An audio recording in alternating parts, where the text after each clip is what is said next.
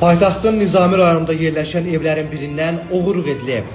Zərər çəkən polisə müraciət edərək naməlum şəxsin onun mənzilindən içərisində 70 min nağd pul, 8 min manat dəyərində qızıl zinət əşyaları və şəxsi sənədləri olan seyfinin talandığını bildirib. Nizami rayon polis idarəsinin 24-cü polis şöbəsinin əməkdaşları tərəfindən keçirilən əməliyyat axtarış tədbiri ilə cinayət əməlini törətməkdə şübhəli bilinən 26 yaşlı Məhəmməd Məcid müəyyən olaraq saxlanılıb.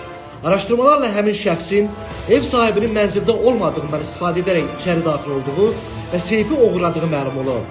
Hadisə zamanı saxlanılan şəxsin cinayətin baş verdiyi ünvana gəliş-gedişi təhlükəsizlik kameraları vasitəsilə də görüntülənib.